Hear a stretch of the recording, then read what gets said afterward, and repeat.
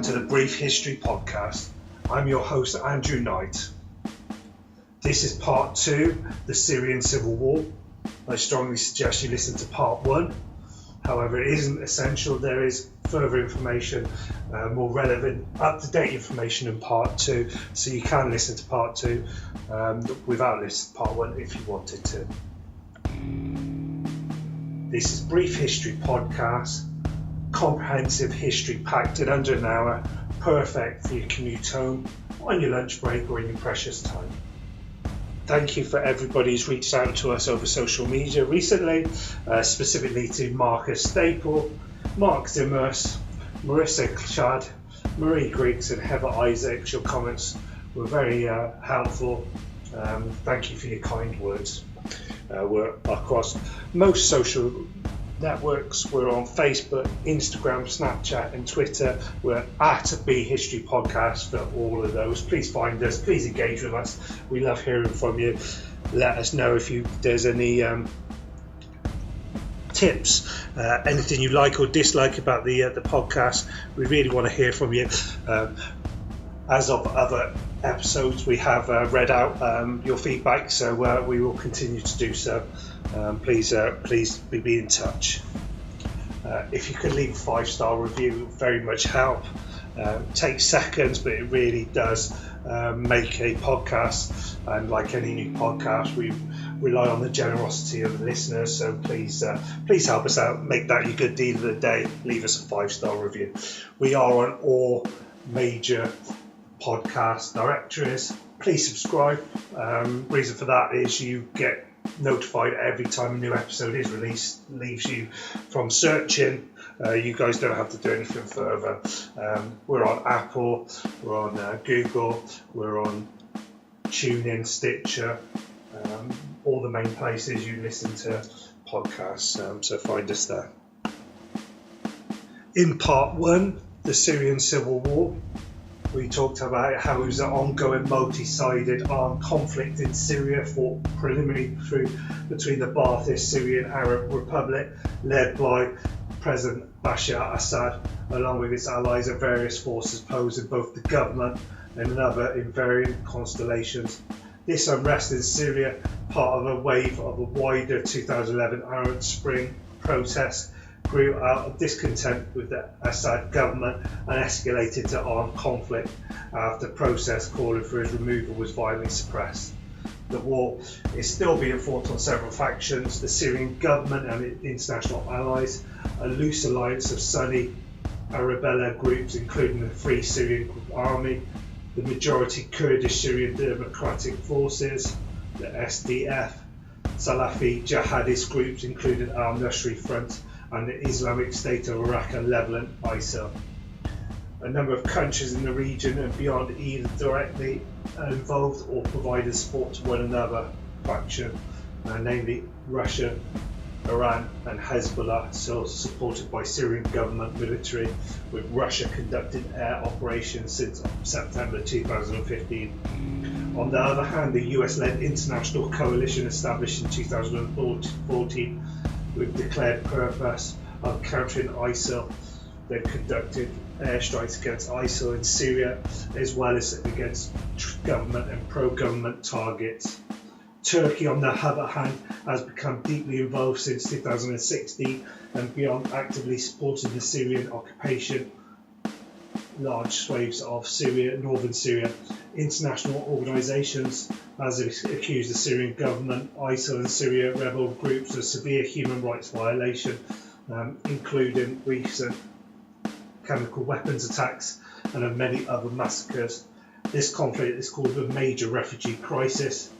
Over the course of the war, a large number of peace initiatives have been launched, including the March 2014 Geneva talks led by the United Nations, but as of yet the fighting still continues. On the 21st of May, ISIL took control of Panera, a UNESCO World Heritage Site, after 8 days of fighting. The jihadists had also captured the nearby towns of al-Sakana and Maraya, as well as several oil fields. Following the capture of Panera, ISIL conducted mass executions in the area, killing an estimated 217 to 329 government civilian supporters and soldiers, according to opposition activists. Government sources put the number of killed at 400 to 450.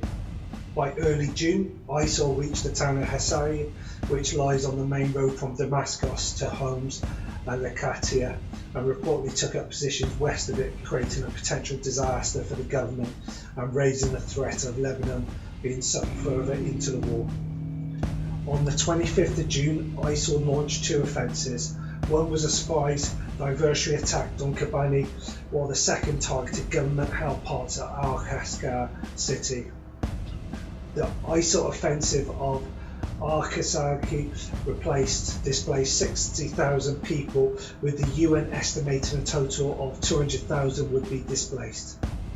In July 2015, a raid by US Special Forces on a compound housing the Islamic State's chief financial officer, Abu Sayyaf, produced evidence that Turkish officials directly dealt with ranking ISIS members. ISIS captured Kurantan city from the government on the 5th of August 2015. Australia joined the bombing of ISIL in Syria in mid-September, an extension of their efforts in Iraq for the last year. On the 2nd of August, US officials informed Reuters the United States had decided to allow airstrikes to help defend against any attack on the US-trained Syrian rebels, even if the attacks came from forces loyal to Syrian President Bashar al-Assad. The following day, the Pentagon announced it would be flying its first unmanned armed drone missions in Syria. On the 30th of September 2015, in response to an official request by the Syrian government, the Russian aerospace forces began a sustained campaign of airstrikes against both ISIL and the anti-Assad FCSA. Initially, the raids were conducted solely by Russian aircraft stationed in Khmeini base in Syria. Shortly after the start of the Russian occupation, US President Barack Obama was reported to have authorised the resupply of Syrian Kurds, the Arab Syrian opposition. Obama reportedly emphasised to his team that the US would continue to support the Syrian opposition now that Russia had joined the conflict. On the 7th of October 2015, Russian officials said the ships of the Caspian flotilla had earlier fired C-26 sea-based missiles at 11 ISIL targets in Syria, destroying those and causing no civilian casualties. That day, the Syrian government launched the northwest Syrian offensives that in the following few days succeeded in recapture some of territory in northern Hama Governorate, close to the government's coastal heartline in the west of the country. On 8th of October 2015, the US officially announced the end of the Pentagon's $500 million program to train and equip the Syrian rebels and acknowledged it had been failed. However, other covert and significantly larger CIA programs to arm anti-government fighters in Syria continued. 2 weeks after the start of the Russian campaigns in Syria, the New York Times opinioned that with anti-government commanders receiving for the first time bountiful supplies of US-made anti-tank missiles, and with Russia raising the number of airstrikes against the government's opponents, that had raised morale in both camps, broadening war objectives and hardening political positions, the conflict was turned into an all-out proxy war between the US and Russia. Despite multiple top-ranking casualties incurred by the Iran forces advising fighters in Syria, in mid-October, the Russian-Syrian-Iranian Hezbollah offensive targeting rebels in Aleppo went ahead. At the end of October 2015, the US Secretary of Defense Ashton Carter signalled a shift in the strategy of US-led campaign, saying that there would be more airstrikes and ruling in use of direct ground raids. The fight in Syria concentrating mostly on Raqqa. On 30th of October and 2 weeks later, Syrian peace talks were held in Vienna, initiated by the United States, Russia, Turkey and Saudi Arabia, in which on 30th of October Iran participated for the first time in negotiations on Syrian settlement. The participants disagreed on the future of Bashar al-Assad. On the 10th of November 2015, the Syrian government forces completed the operation to break through the Islamic State insurgents' blockade of the Kurez air base in Aleppo province, with government forces have been under siege since April 2013. In mid-November 2015, in the wake of the Russian planned bombing over Sinai and the Paris attacks, both Russia and France significantly intensified their strikes in Syria, France closely coordinating with the US military. On the 17th of November, Putin said he had issued orders for the cruiser Moskva that had been in the eastern Mediterranean since the start of the Russian operations to work as an ally with the French naval group led by flagship Charles de Gaulle that had been on their way to eastern Mediterranean since early November. Shortly afterwards, a Russian foreign ministry official criticised France's stridently anti-Assad stance, as well as France's airstrikes at oil and gas installations in Syria, as apparently designed to prevent those from returning under the Syrian government's control. The Russian official pointed out that such strikes by France could not be justified as they'd been carried out with Syrian government's consent. In his remarks to a French delegation that included French parliamentarians on the 14th of November, President Bashar al-Assad sharply criticised France as well as other Western states' actions against the Syrian government, suggesting that France supported the Syrian opposition forces had led to the Islamic State claim attacks in Paris. On the 19th of November 2015, the UN Security Council would fail to involve the UN's Chapter 17, which gives specific legal authorization for the use of the force.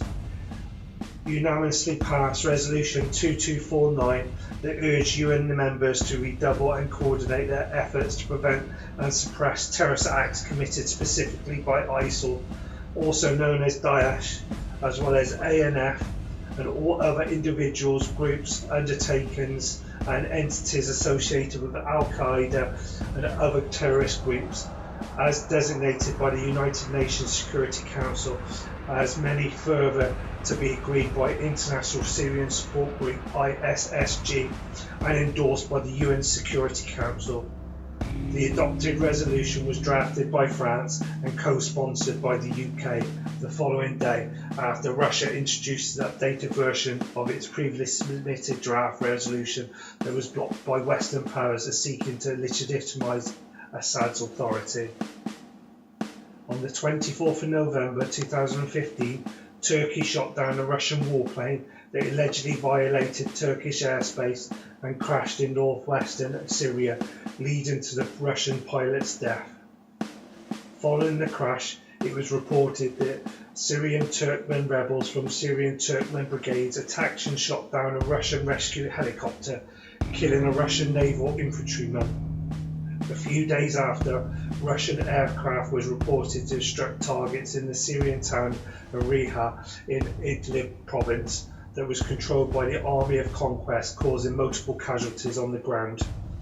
On the 2nd of December 2015, the Parliament of the United Kingdom voted to expand Operation Shaddar in Syria with a majority of 397 to 223. That day, 2 British Tornado aircraft took up from RAF artillery immediately at 22:30, each carrying 3 powered-wave bombs. 2 further aircraft were deployed at 08:30 on the 3rd of December, and all aircraft returned by 6:30 with their bombs. Defence Secretary Michael Fallon said that the strikes hit the Omar oil fields in western Syria and that 8 more jets, 2 Tornadoes and 6 Typhoons were being sent by the RAF to join the 8 already there. On the 7th of December 2015, the government of Syria announced that the US-led coalition warplanes had fired 9 missiles at its army camp near Ayash, the Azor province on the evening prior, killing 3 soldiers and wounding 13 others. 3 armoured vehicles, 4 military vehicles, heavy machine guns and an arms and ammunition depot were also destroyed. The government condemned the strikes, the first time the government force would be struck by the coalition, as an act of flagrant aggression. The coalition spokesman denied it was responsible. Anonymous Pentagon officials claimed later in that the day that Pentagon was certain that a Russian warplane, presumably a Tu-22 bomber, had carried out the attack. The claim was denied by the Russian military spokesman.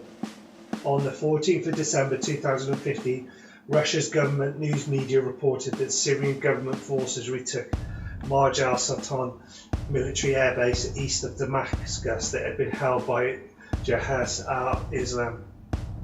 The UN Resolution 2254 of the 18th of December 2015 that endorsed the ISSG's transitional plan but did not clarify who would represent the Syrian opposition, while condemning terrorist groups like ISIL and al-Qaeda. It made no mention of the future role of Syrian President Bashar al-Assad. On the 12th of January 2016, the Syrian government announced its full army and allied forces had established full control of the strategically situated town of Salma, whose pre-war population was predominantly Sunni, in the northwestern province of al-ḥarb, and continued to advance north. On the 16th of January 2016, ISIL militants launched raid on government-held areas in the city of Deir el-Zor and killed up to 300 people. Counter-strikes by Russian Air Force fighter jets in support of Syrian armed forces reported to take back the areas. On the 21st of January 2016, Russia's activity presumably aimed to set up a new base in the government-controlled Qamishli airport was first reported. The northeastern town of Qamishli in al-Assad governor had largely under the Syrian Kurds' control since the start of the Syrian Kurdish Islamic conflict in the governor of al-Assad in July 2013. Similar activity by the US forces was suspected in the Rumelan air base in the same province, 50 kilometers, 31 miles away from Qamishli airport.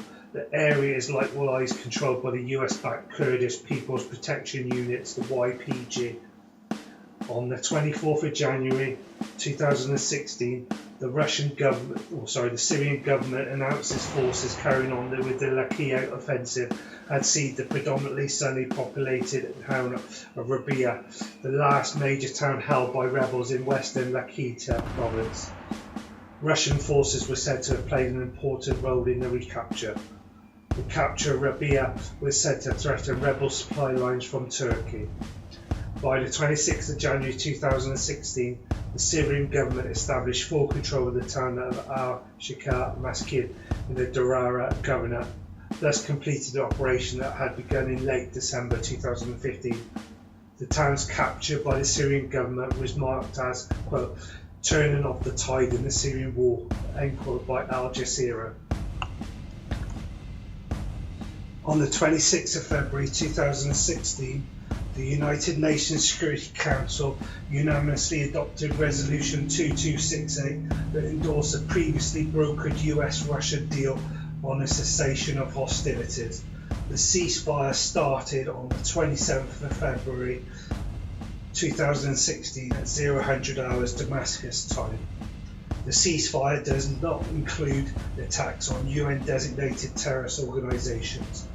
At the close of February 2016, despite individual clashes, the truce was reported to hold.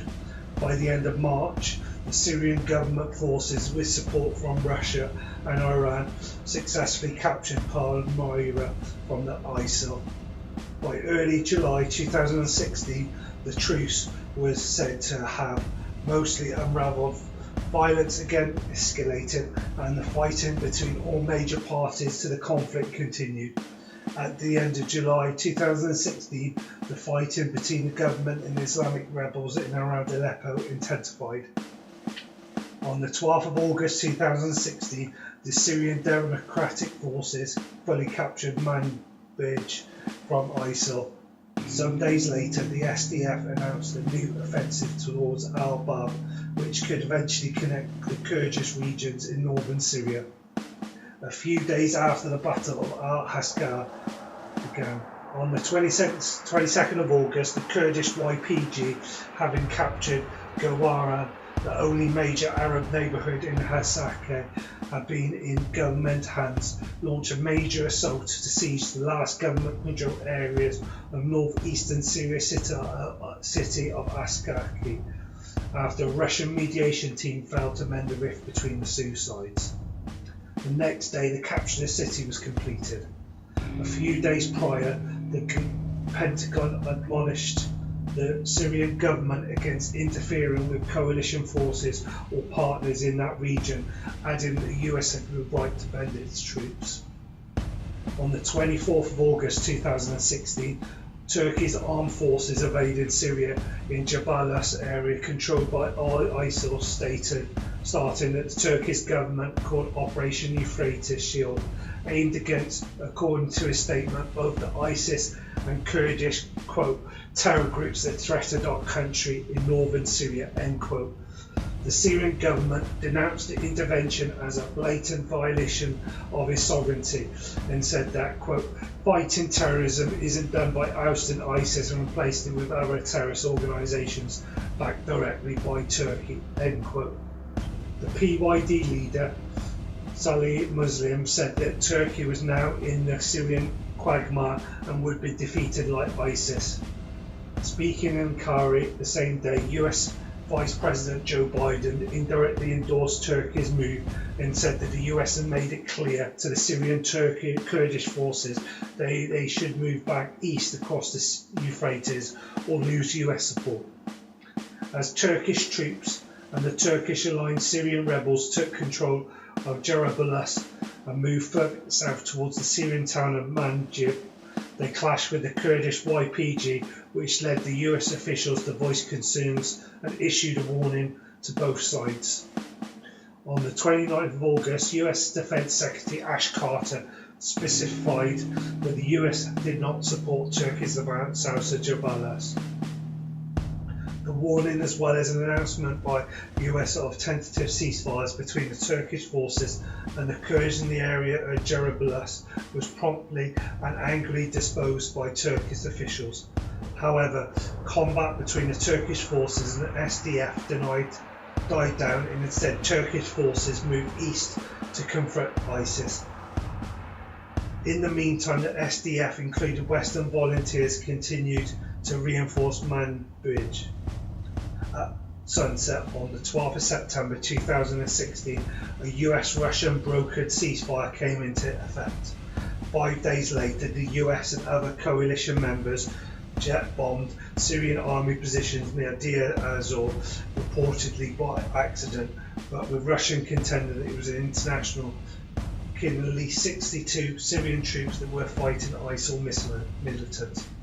Shortly after the ceasefire broke down, and on the 19th of September, the Syrian Army declared no longer observed the truce. Also on the 19th of September, an aid convoy in Aleppo was attacked, with the US coalition blaming the Syrian-Russian government for the attack, and thus the same governments denying these accusations and instead blaming terrorists of the attack. On the 22nd of September, the Syrian Army declared a new offensive in Aleppo. The offensive succeeded on the 14th of December, when the final rebel stronghold in Aleppo was recaptured by the Syrian government, followed by a ceasefire agreement. On the 26th of October 2016, US Defense Secretary Ash Carter said that an offensive to retake Raqqa from ISIS will begin within weeks. The SDF proceeded with its efforts in Operation Rafa of Euphrates. This operation used up 30,000 Arab Christian Kurdish troops with support from Western coalition. By December 2016, it had captured many villages and land west of Raqqa, previously controlled by ISIS. By January 2017, much of the land west of Raqqa had been seized, and the second phase of the operation was complete. In December 2016, Syrian government forces completely recaptured all rebel-held parts of Aleppo, ending the 4-year battle in the city. On the 15th of December, it was reported government forces were on the brink of retaking all of Aleppo, a turning point in the civil war. Assad celebrated the liberation of the city and stated, quote, "History is being written by every Syrian citizen," end quote. On the 29th of December 2016, Russian President Vladimir Putin announced a new ceasefire deal which had been reached between the Syrian government and the opposition groups, with Russia and Turkey acting as guarantors and Iran as a signatory to a trilateral agreement. The ceasefire came in effect at 0000 hours Syrian time on the 30th of December. It does not include UN designated ISIL troops such as ISIL and Jabhat Fatah al-Sham. Syrian High Negotiation Committee representatives in Turkey confirmed they were involved in the deal. Talks were scheduled to be held between the groups of Astana, the capital of Kazakhstan, on the 15th of January. Early reports indicated that despite sporadic fighting incidents, the ceasefire appeared to be holding, with no civilian deaths. Also, late on the 29th of December, the United Nations Office for the Coordination of Humanitarian Affairs reported that 4 million people in Damascus and surrounding areas were without reliable access to water after major supply infrastructure was subject to deliberate targeting on the 22nd of December. They said that although the government had initiated a program of rationing, they were concerned that safe water may not be accessible to everyone and called on parties to reach peaceful agreements to guarantee basic services. On the 2nd of January 2017, rebel troops said that they would disengage from planned talks that after alleged ceasefire violations by government forces in the Wadi Barada Valley near Damascus. The government says the region is excluded from the ceasefire because of the presence of Fatah al-Sham, but some local activists deny that they have a presence there. At the end of January, government forces managed to capture Wadi Barada and the water supply of Damascus was returned. On the 14th of February 2017, the ceasefire between Assad forces and the rebels collapsed throughout the country, leading to fresh clashes in various locations and the fresh rebel offences in Dara. A new peace conference in Geneva was held on the 23rd of February. On the 23rd of February, Turkish forces captured al-ḥarb from ISIL in north-east of Aleppo. The Syrian government forces started an offensive east of Aleppo to conquer Deir Happar from ISIL and prevent further Turkish advances. On the 17th of March, Syrian militaries fired S-200 missiles at Israeli jets over Golan Heights. The Israel military claimed that the Arrow anti-ballistic system intercepted one missile, while the Syrian military claimed that it had downed an Israeli jet. The Russian Foreign Ministry summoned the Israeli ambassador to clarify the situation. On the 20th of March, 150 civilians was killed in the al-Ba'athist Syrian massacre by a US strike. The Syrian Arab Army entered Deir Happar, the last stronghold held by Islamic State in East Aleppo, on the 23rd of March and secured it by the 23rd of March. This opened up an opportunity to push south in Iraqi Governorate, where Islamic State de facto capital resides. However, on the 23rd of March, a Syrian Democratic Forces contingent landed on the peninsula west of Raqqa via boats and helicopters in an effort to cut off the Syrian Arab Army from entering the Islamic State's de facto capital Raqqa. On the 28th of March, agreement was reportedly brokered by Qatar and Iran for the evacuation for 4 besieged towns in Syria where around 60,000 people lived. The deal included evacuating residents at Al-Farah and Kafiyah, 2 towns in Idlib Governorate besieged by rebel forces in exchange for the evacuation of residents and rebels in Zabani, Madaya towns under siege by government forces in the Rif Damascus Governorate. From April 2017, the United States took on a more confrontational strategy in Syria.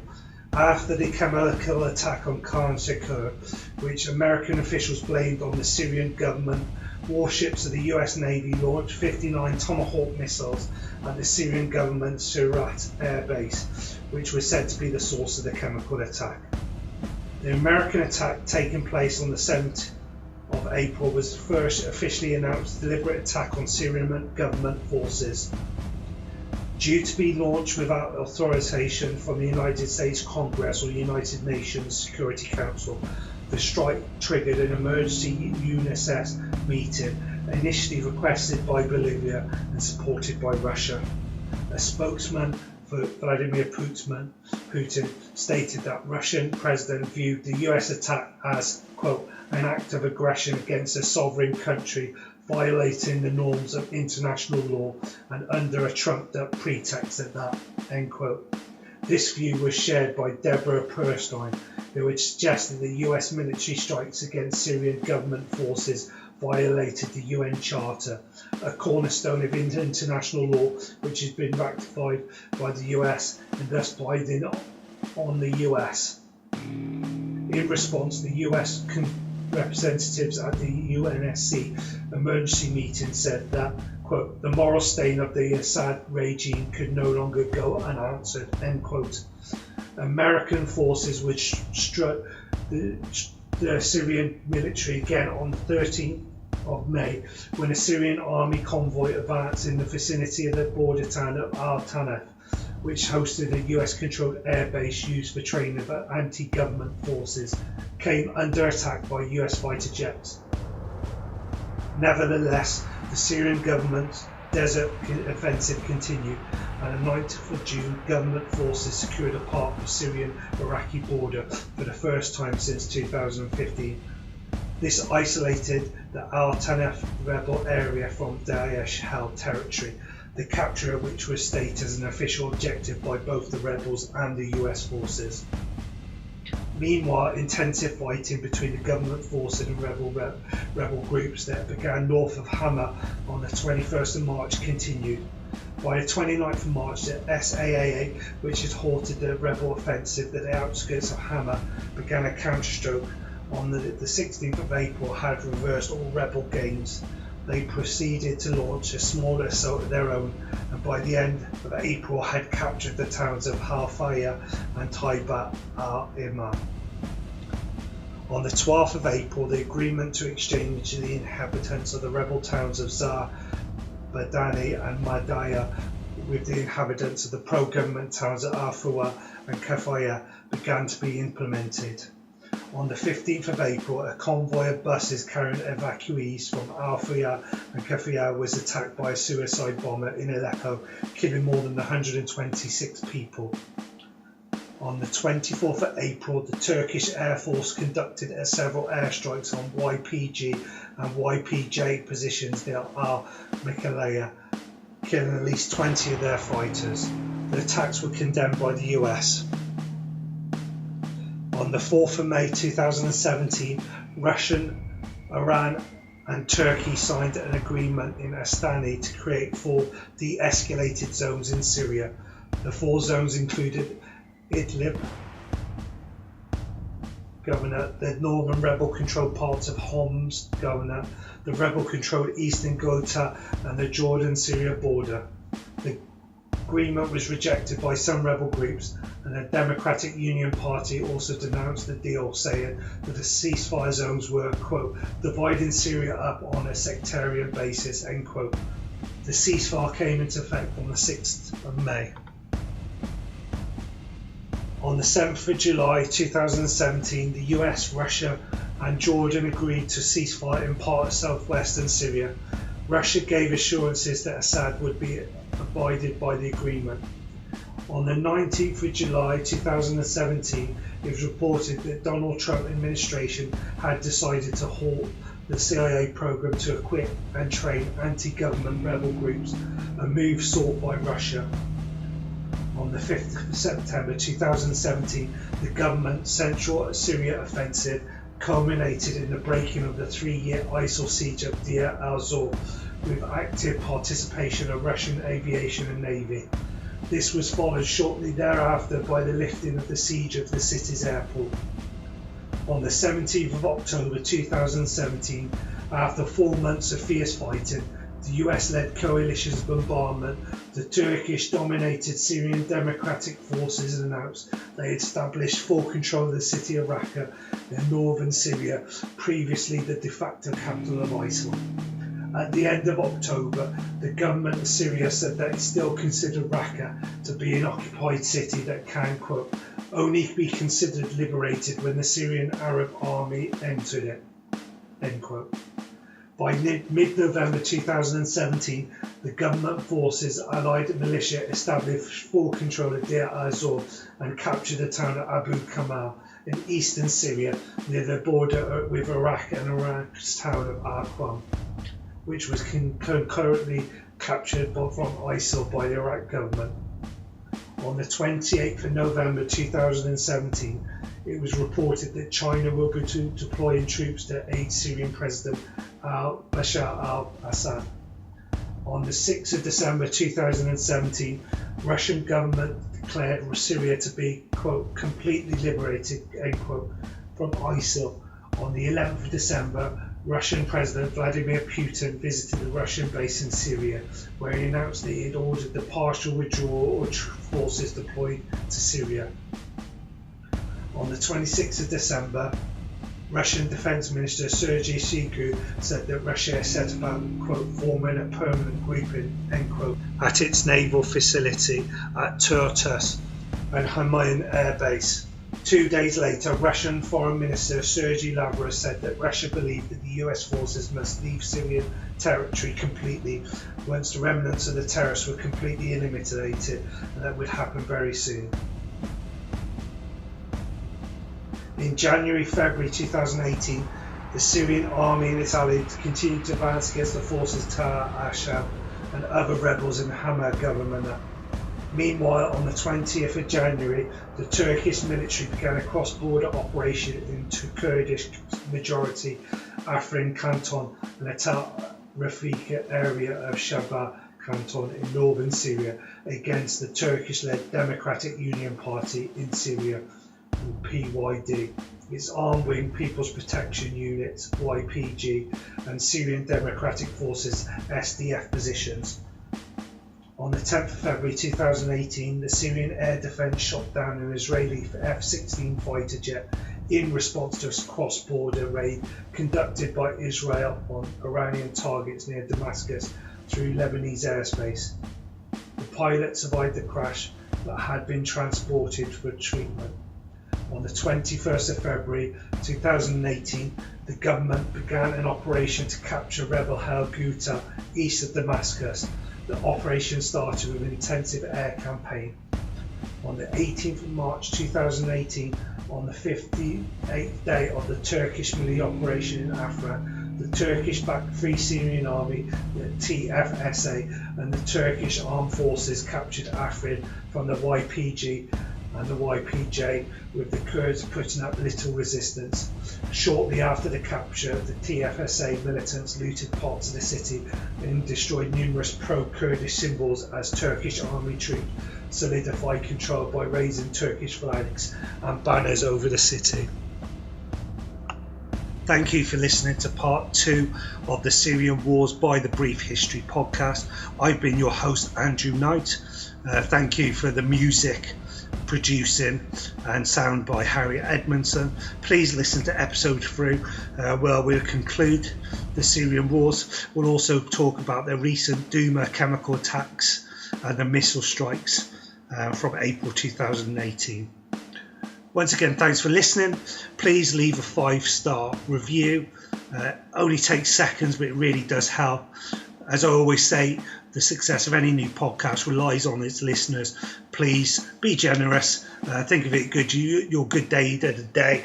Leave us 5-star review. Share, follow, like us. We're on Facebook, Instagram, Snapchat and Twitter. We're at B History Podcast. Please reach out to us. We will read out the reviews. Let us know how we're getting on, and please carry on listening.